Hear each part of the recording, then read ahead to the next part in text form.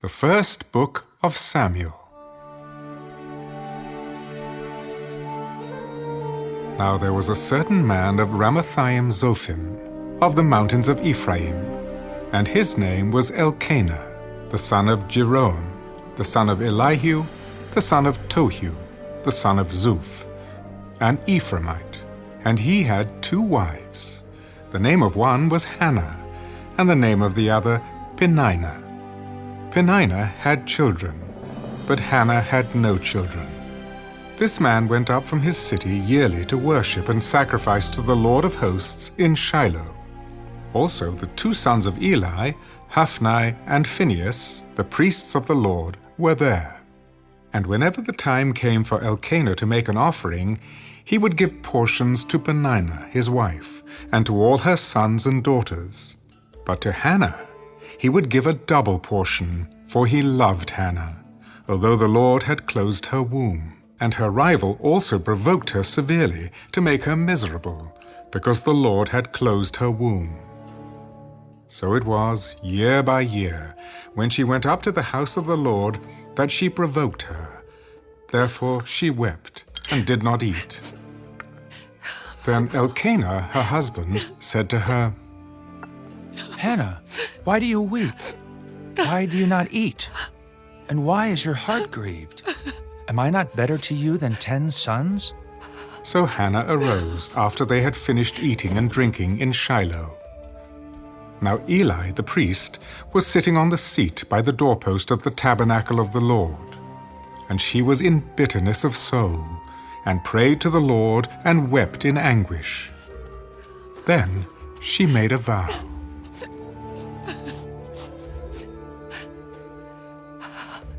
O Lord of hosts, if you will indeed look on the affliction of your maidservant, and remember me, and not forget your maidservant, but will give your maidservant a male child, then I will give him to the Lord all the days of his life, and no razor shall come upon his head.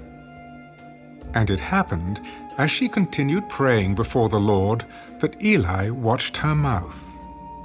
Now Hannah spoke in her heart, only her lips moved, but her voice was not heard. Therefore Eli thought she was drunk.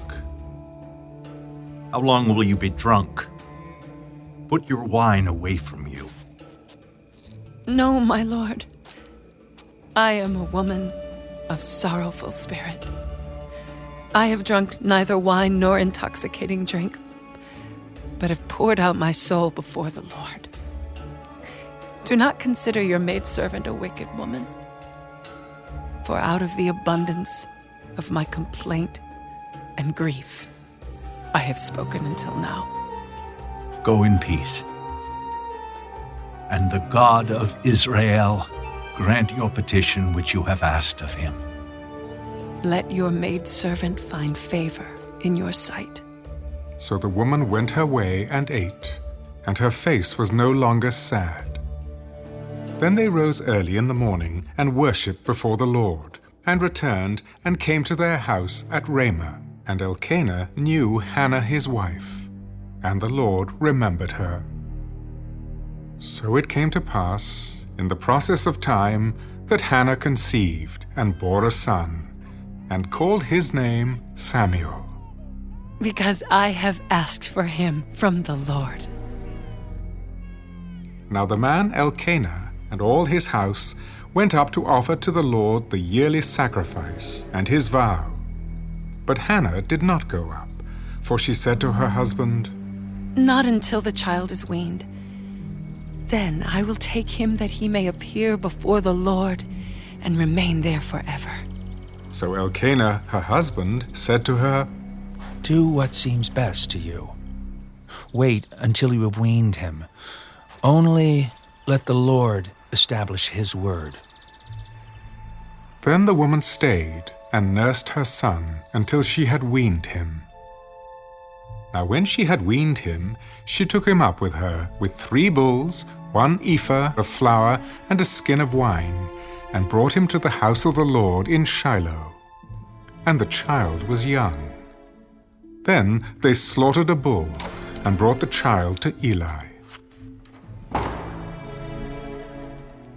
Oh, my lord, as your soul lives, my lord, I am the woman who stood by you here, praying to the Lord.